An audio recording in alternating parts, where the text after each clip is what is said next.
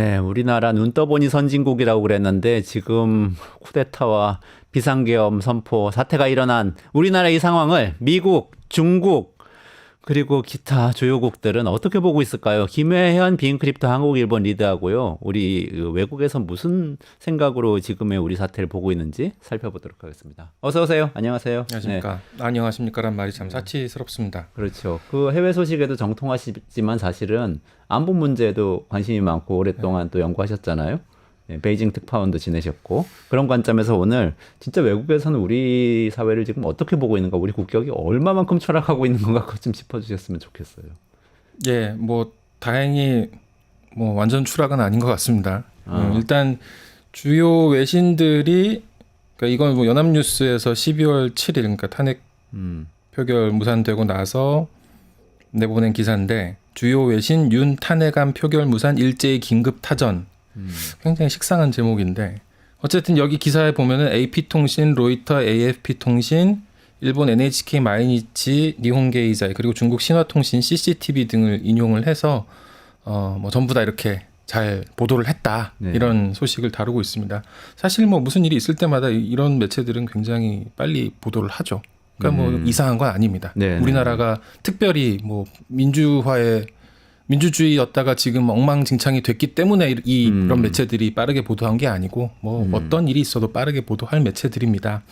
지난주에 긴박했던 상황들 다시 되짚어보면 헬리콥터가 날아다니고 뭐 오늘은 비행기도 날아갔다고요. 네. 근데 뭐 군인들이 국회에 돌아다니고 창문을 깨고 들어오고 막 이런 자극적인 장면들이 매체들이 좋아하는 그런 소재죠. 그러다 보니까 굉장히 외국에서 많은 매체들이 자극적인 관점에서 보도를 했었고 아마 그렇기 때문에 해외에 계신 친구분들 아마 소장님도 외국에 있는 친구분들이 연락을 많이 해오셨을 것 같은데 연락을 다 해왔습니다. 너 괜찮냐? 사실 뭐 우리는 물론 이게 됐더라면 안전의 위협을 받았을 수 있다는 안도의 한숨은 있었지만 그래도 실질적인 어떤 뭐 위해를 받은 거는 일부 시민들 제외하고는 없었지 않습니까? 그럼에도 불구하고 굉장히 자극적으로 다뤄졌기 때문에 외국에서는 오히려 굉장히 불안하게 우리나라 상황을 보고 있는 것도 뭐 맞습니다.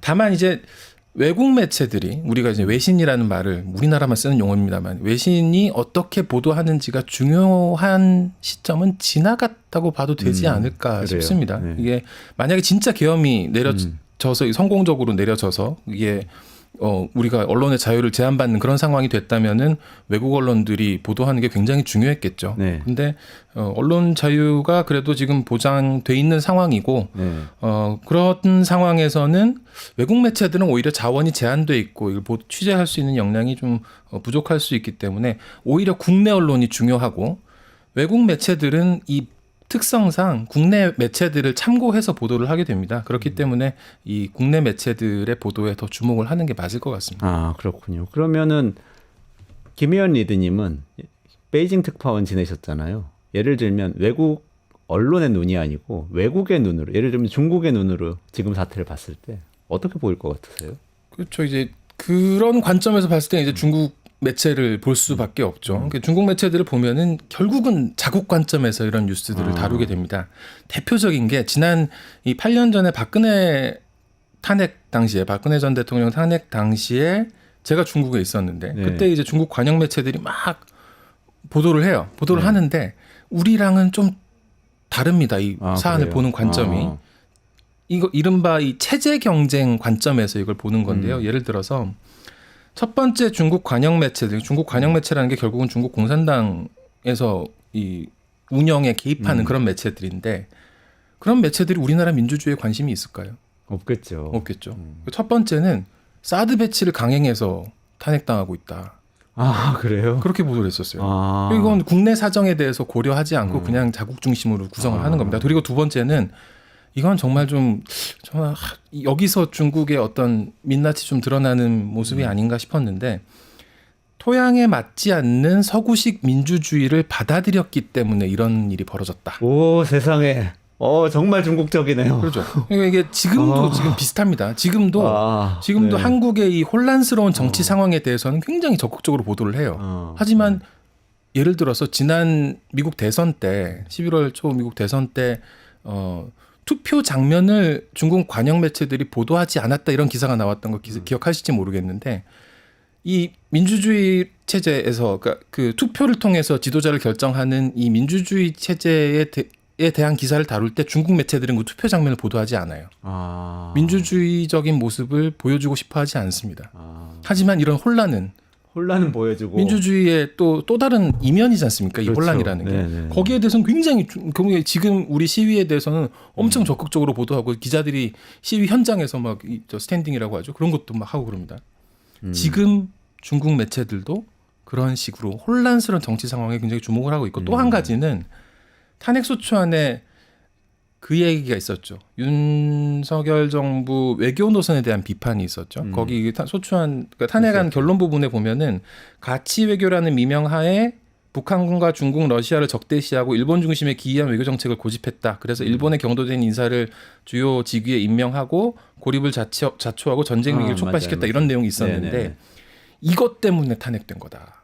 탄핵되는 거다 지금. 반중 친일 외교 노선 때문에 그러니까 이게 사실 쌤통이다 그런 거네. 그런 거죠. 중국 매체들이 이게 그 중국에 대한 증오와 그건 친일이 아닌데, 전쟁 위기를 사실. 불렀다는 식으로 거기에 방점을 찍고 있기 때문에 그거는 이거는 그 탄핵 발의안 작성 시점까지 내란 혐의가 이게 팩트가 별로 안 나와가지고 막 집어넣은 것 같은데요, 사실. 그러니까 과연 이게 본질이냐. 이게 대한민국 사람들한테 물어보면 이게 본질이라고 할 사람이 누가 있겠습니까? 그리고 그렇죠.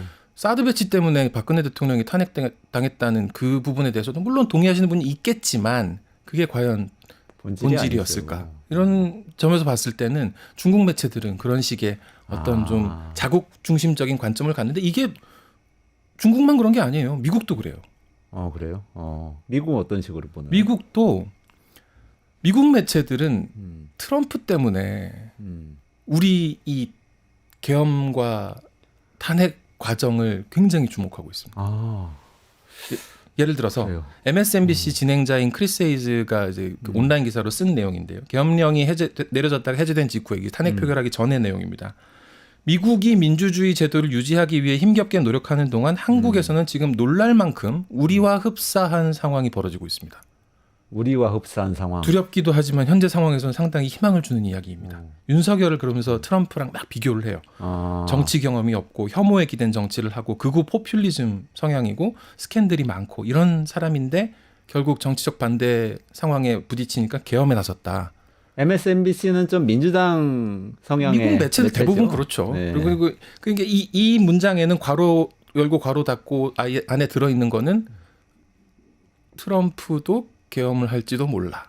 이런 들어가 있는 거죠. 들어가 있는 그러면서 이제 아직 한 건 아닌데 사실. 그렇죠. 그러면서 이제 사실상 뭐 독재를 하겠다는 거고 그 독재의 폐해를 경험했던 한국 사회는 여기에 맞섰다. 그러면서 1월 6일, 그러니까 2020년 1월 6일에 그 의회 점거 사태를 얘기를 해요. 그러면서 민주주의 파괴를 위해 미국의 시위대는 의회 담을 넘어갔는데 미국과 다르게 이 계엄령에 맞선 한국 시민들은 의원들이 담을 넘도록 도왔다. 그러니까 이게 한국을 그렇군요. 좋게 보고 계속 고맙긴 네네. 한데 네. 한국 시민들의 이런 민주적 역량을 좋게 봐주는 건 고마운데 과연 이거는 순수한가? 그건 반트럼프 레토릭으로 쓰고 있는 거네요. 우리 상황을. 또 티머시 스나이더라는 역사학자 있죠. 네. 그리고 홀로코스트 연구로 되게 유명한 분이지만 이분도 이제 그 블로그에 쓴 글이 있습니다. 윤석열의 행동이 트럼프 정권과 비슷한 부분이 있다. 네. 그러면서 미국인한테 주는 교훈이 있는데 가짜뉴스 반국가 세력이라는 용어 충성파로 둘러싼 이런 그 정부 구성 이런 거 봤을 때 트럼프는 굉장히 윤석열과 비슷한데 과연 미국 정치인들이 한국 국회의원들처럼 공화국을 지킬 능력이 있을까 확신할 수 없다. 그러니까 이건 국회의원들 엄청 칭찬받았다. 한국을 이용해서 미국을 비판하는 그러네요. 건데 네. 어쨌든 그러면서 또 조선일보도 윤석열 계엄에 반대했다. 네. 폭스뉴스가 그럴 수 있을까? 아닐 것 같다. 그런 얘기까지 했어요. 그런 얘기까지 합니다. 이게 이 두 콘텐츠의 두 기사에 그 주목했던 게 이제 오토레터 박상현 발행인인데요. 네. 미국 매체들이 한국에서 일어난 일이 미국에 어떤 의미를 갖느냐라는 걸 계속 설명하고 있다는 거고 옛날 같으면 그냥 이제 미국 외교에 미국의 동아시아 이 전략에 어떤 영향이 있겠냐 이런 얘기를 했겠지만은 또 뭐 신생 민주주의 국가가 어떤 성장통을 겪는지 이런 관점에서 다뤘을 내용이지만 지금은 이제 그게 아니라 한국 민주주의가 훨씬 낫다. 미국 민주주의 지금 아프다. 이런 얘기인 거죠. 그런 얘기를 지금 어쨌든 뭐 본인들의 국내 정치에 유리한 방향으로 스스로 해석하는 중국이나 미국이나 그런 면에서 그렇죠. 그런 면에서 봤을 때는 이제 그 단순히 외신이 우리나라에서 벌어지고 있는 이런 일들을 어떻게 뭐 보도를 했냐 안 했냐 이게 지금 중요한 게 아니고 누가 이 지금 쓴 사람이 누구고 그다음에 어떤 관점에서 우리를 어떻게 보고 있는지는 좀 확실히 보는 게 맞을 것 같습니다. 그런 면에서 봤을 때 이제 어제 대대적으로 화제가 됐던 글인데 이 포브스의 칼럼니스트 윌리엄 패색 아시아 경제를 굉장히 오랫동안 뭐 취재하고 기사도 많이 쓰고 좋은 칼럼도 많이 쓰면서 그리고 제페나이제이션이라는 책으로 또 올해 화제가 되기도 했었던 이 포브스 칼럼니스트가 쓴 글은 뼈가 아픕니다. 정말로. 그래요. 예. 좀 소개해 주시죠. 포브스 칼럼니스트 윌리엄 패색.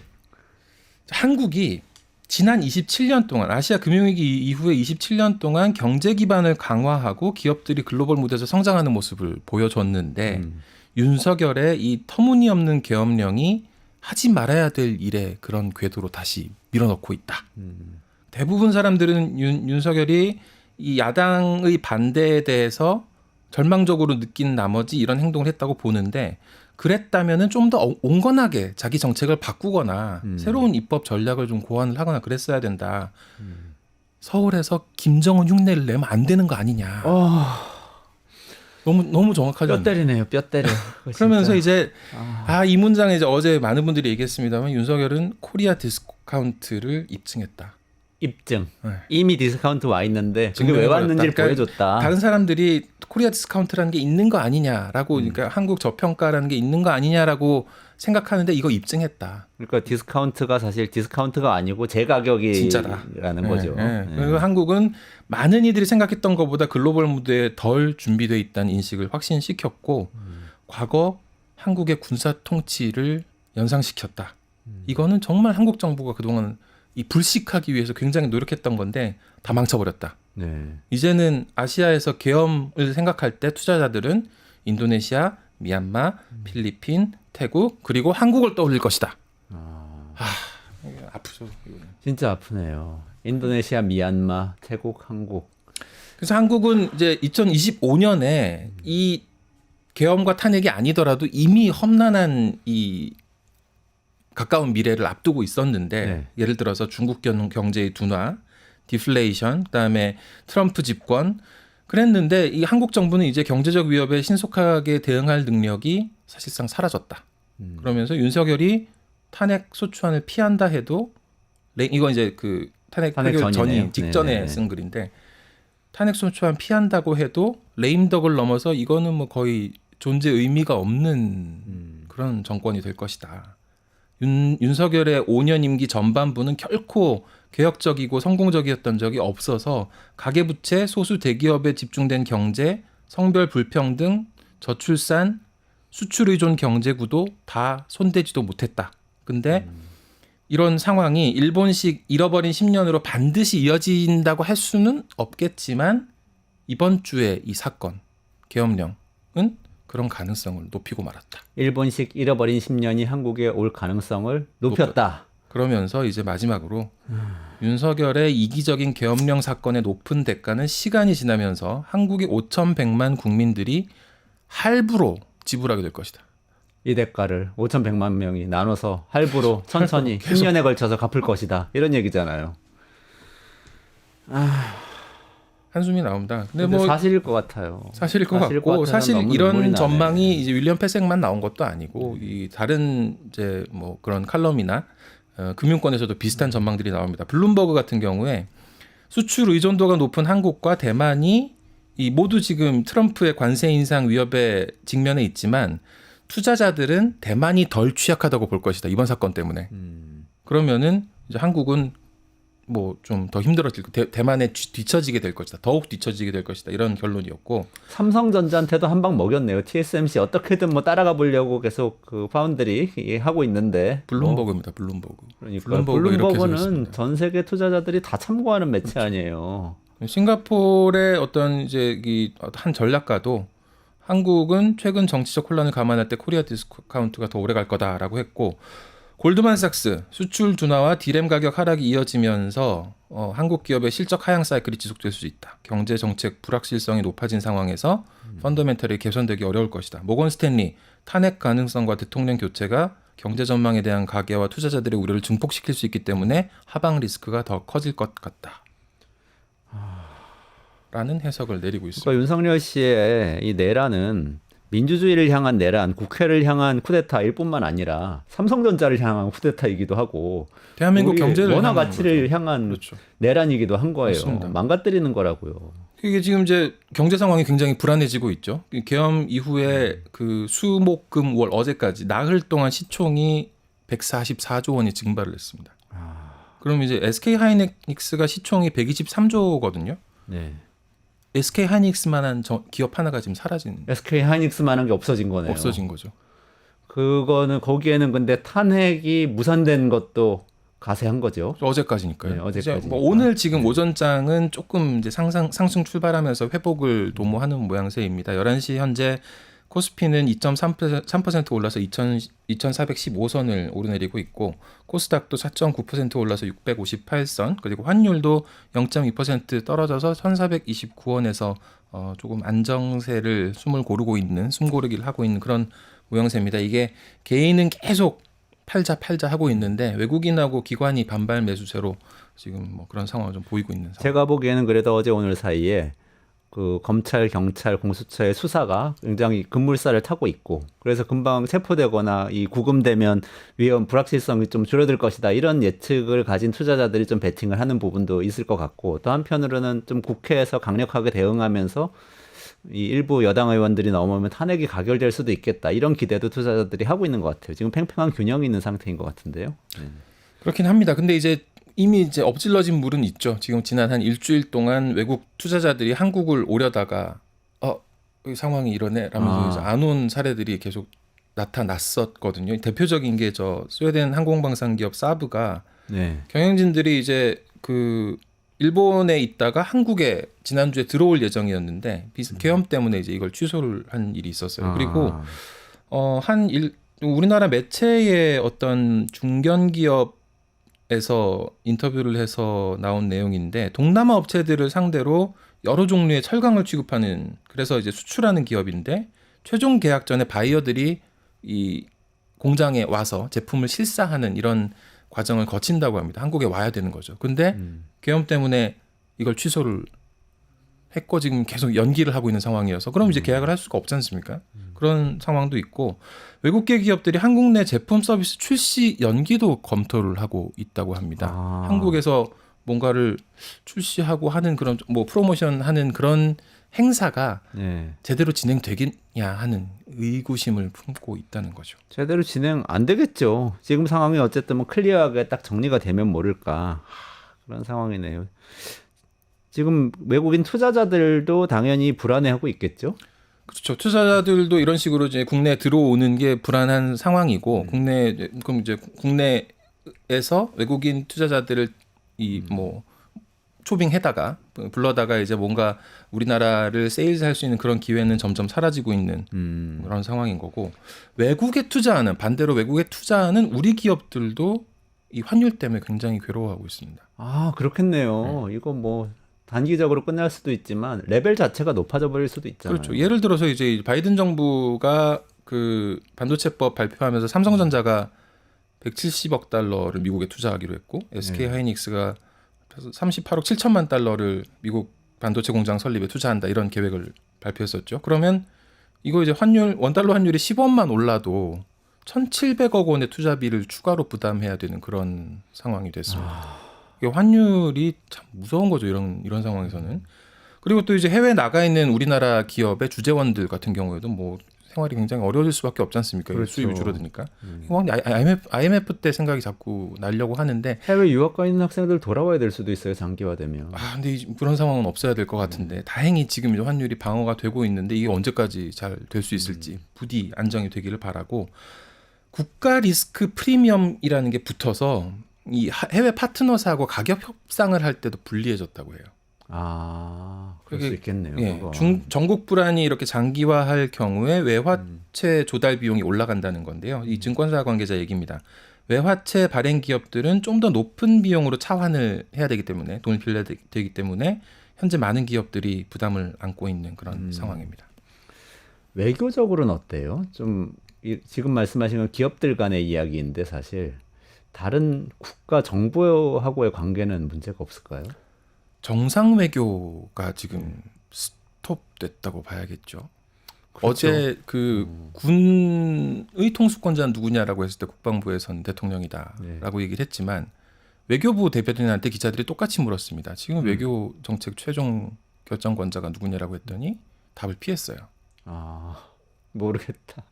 모르는 건가요? 모르겠다겠죠. 대통령한테 있는 것 같긴 한데 지금 상급자인 국무총리는 자기한테 있다고 하고 여당 대표도 자기가 다 받아왔다고 그렇죠. 하니까 일요일에 그 대혼란. 한덕수, 한동훈 두 사람의 그 발표를 보면 퇴진 전이라도 윤 대통령은 외교를 포함한 국정에 관여하지 않을 것이라고 얘기했는데 그럼 외교를 누가 한다는 얘기인지는 안 했어요.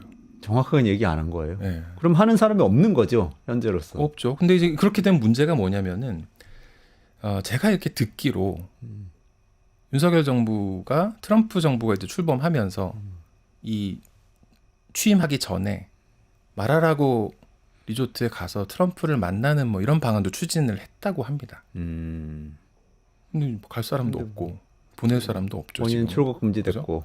근데 트럼프 정부는 이제 상당히 많은 도전적인 과제를 우리한테 줄 거라고 지금 예상들을 하고 있잖아요. 네. 방위비 문제라든지 네. 관세 문제라든지 아니면 공급망 재편 같은 문제라든지 또 북한과의 문제 같은 경우에도 이런 어떤 식으로 트럼프 정부 들어서 바뀔 것인지에 대해서 우리가 촉각을 곤두세울 수밖에 없는 상황이고 또 한 가지는 특성상 트럼프 대통령이 집권을 하면 미국의 정책 결정은 톱다운으로 갈 가능성이 많습니다. 그래서 정상 외교가 굉장히 중요한 그런 시기가 될 건데 지금 정상이 없는 겁니다. 우리는. 뉴욕타임즈에서 Who is in charge라는 제목으로 기사를 썼던데 그게 딱 그런 얘기네요. 누가 맞습니다. 지금 책임자냐 이걸 외신이 묻고 있는 맞습니다. 거네요. 박근혜 탄핵 당시에도 박근혜 전 대통령 탄핵 당시에도 트럼프 대통령이 일기 집권을 했던 시기인데 그때 뭐라고 했냐면은 죽은 권력은 상대하지 않는다. 트럼프 정부 쪽에서요? 네, 인수위 쪽이죠. 그래서 다음 정부랑 대화하겠다. 라면서 박근혜 정부와는 대화를 거부를 했습니다. 그러면은 지금도 마찬가지가 될 수 있죠. 그러네요. 트럼프 이 인수위는 한국에서 누군가 책임 있는 대통령 집권자가 될 때까지 대화를 안 할 것이고 그때까지 우리는 외교 공백이 있을 것이고 다른 나라들이 계속 트럼프와 물밑 협상을 이어가고 하는 그런 시기에 우리는 아무것도 못하고 손 놓고 있을 가능성이 커지는 거죠. 지금 일본은 일본대로, 대만은 대만대로, 뭐 캐나다는 캐나다대로 다 달려가서 트럼프로부터 뭔가라도 더 얻어내거나 아니면 덜 피해를 보려고 다들 노력을 하고 있는 거 아닌가요? 그렇죠. 이 시기에 우리는 공백 상태네요. 맞습니다. 윤석열 정부가 과연 잘 했을 건가, 만약에 집권을 하고 있었어도 잘 했을 건가는 또 다른 문제인데 지금은 없는 상황이기 때문에 더 나쁜 상황이 됐다고 보는 건 맞을 수 있을 것 같습니다. 이런 가운데 그 UFC, 그 종합격투기 협회죠. 데이나 화이트 UFC 회장이 한국을 방문하려고 했는데 아까 그 수많은 인사들이 한국 방문을 취소한 것처럼 네. 한국 오는 걸 취소를 했다고 합니다. 원래는 14일에 일산 킨텍스에서 열리는 종합격투기 대회 보기 위해서 한국을 오려고 했는데 방한이 취소됐다. 그 데이나 화이트가 트럼프하고 친한 사람 아니었어요? 그래서 말씀을 드리는 건데 이게 참 그 최측근이라고 보통 얘기를 하죠. 그래서 이제 뭐 굉장히 오랫동안 인연을 맺어온 사이인데 우리 같은 경우에는 이제 작년에 트럼프의 아들이 왔을 때도 정상 외교를 못 하고 그래요? 그랬죠. 그래서 그랬고 이제 올해도 또 뭐 한국에 올 기회가 있었는데도 지금 못 하게 됐고. 사버린 거네요. 트럼프 최측근을 만나서 우리의 입장을 어떻게든 설득을 하고 회유를 할 수 있는 기회를 우리가 차버린 거네요. 뭐 이렇게 된 거 이제 앞으로 더 좋은 길이 있는지 잘 살펴보고 찾아봐야 되겠습니다만 안타깝다고 볼 수밖에 없을 것 같습니다. 이제 어떻게 해야 되나요? 그럼 빨리 안정시킬 수 있는 방법이 뭘까요? 안정은 참 뭐 다른 여러 가지 요소가 있겠습니다만 정치적으로도 그렇고 이제 사회적으로도 그렇고 근데 이제 불확실성을 제거하는 게 경제 면에서 봤을 때는 가장 효율적이고 효과적인 안정 방안이겠죠. 그 박근혜 전 대통령 시기를 자꾸 얘기하게 되는데 탄핵 정국이 시작됐을 때 2016년 10월에 평균 환율이 1,128원이었습니다. 그리고 탄핵안 가결 직후에 12월에 1,183원이었습니다. 많이 올랐죠. 한 60원 가량 오른 건데 50원 넘게 오른 건데 그런데 이제 결정이 되고 나니까 쭉 떨어져서 2017년 3월 박근혜 대통령 파면 때는 1,134원. 그러니까 탄핵 정국이 시작되던 시기랑 비슷하게 다시 돌아갔습니다. 네. 그럼 이제 뭐 국정 혼란에 따른 내수 위축, 신인도 하락, 외국계 자금 유출 이런 부작용이 물론 있을 수밖에 없는데 지금 우리가 겪고 있는 것처럼 그게 이제 그래도 이제 어떤 불확실성이 제거되는 그런 국면을 맞게 되면은 국내 경기가 좀 방어를 할 수 있는 그런 환경이 된다고 볼 수 있을 것 같고요.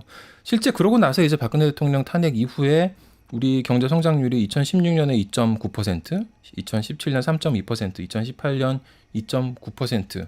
이 정도면은 2% 초중반을 계속 상회한 건데 회복하는 거는 또 금방 할 수 있는 걸 수 있습니다. 낙관적으로 보시네요. 박근혜 전 대통령은 근데 측근한테 얘기 듣고 이제 국정농단을 하고 뭔가 부패 혐의로 탄핵이 된 거지만 지금은 윤석열 씨는 군사 쿠데타를 일으키려고 했던 거니까 완전히 다른 거 아니에요? 박근혜 전 대통령 때는 사실 미얀마나 태국 같은 나라가 될 것이라고는 생각해 보지는 않았던 것 같은데 지금은 딱 그 백척간도에 있는 것 같은 느낌이에요. 어쨌든 빨리 이 회복을 하기 위해서는 불확실성을 제거해야 되고 불확실성을 제거하기 위해서는 유일하고 합법적인 절차를 거쳐서 다시 말해서 탄핵을 거쳐서 직무 정지를 하고 그다음에 우리가 새로운 국면을 꾸려 나가는 게 아마 이제 가장 바람직하지 않을까. 우리나라가 항상 좀 어려운 게 이런 거예요. 무너뜨리는 건 한순간인데 쌓아 올리는 건 굉장히 오래 걸리고 무너뜨린 거는 한 사람이 손칼로 무너뜨릴 수가 있는데 쌓아 올린 거는 수백만 수천만이 기와장 한 장씩 들고 가가지고 벽돌 한 개씩 들고 가서 차곡차곡 천천히 힘들여서 쌓아 올릴 수밖에 없다는 게 참 힘든 일인데 어쩔 수 없습니다. 우리 국민들이 계속 이겨냈으니까 또 이겨내야죠. 네. 네. 오늘 김혜연 비인크립트 한국일보 리드님하고 같이 지금 이 계엄, 내란, 쿠데타 전국에서 우리 경제가 어떤 어려움을 겪고 있는지 그리고 외국에서는 우리 어떻게 보고 있는 건지 살펴봤고요. 민주주의야말로 정말 중요한 경제 펀더멘털이네요. 말씀 듣고 보니까 윌리엄 패색이 지금 이 사태 때문에 우리나라 잃어버린 10년 올 가능성이 한층 높아졌다. 코리아 디스카운트 확인됐다. 이 얘기 들으니까 너무나 마음이 아픕니다. 그래도 우리 차곡차곡 쌓아 올려서 다시 복구를 할 수 있으면 좋겠습니다. 유튜브 구독하고 실시간 채팅과 댓글을 남기시면 매일매일 7,000TTCO를 드립니다. 참여 방법은 통통물 어플을 다운로드하고 회원가입과 로그인을 해주세요. 마이페이지에서 나의 회원 고유 번호를 복사해주세요. 유튜브 구독 후 실시간 채팅이나 댓글창에 고유 번호를 한 번만 입력하면 준비 끝!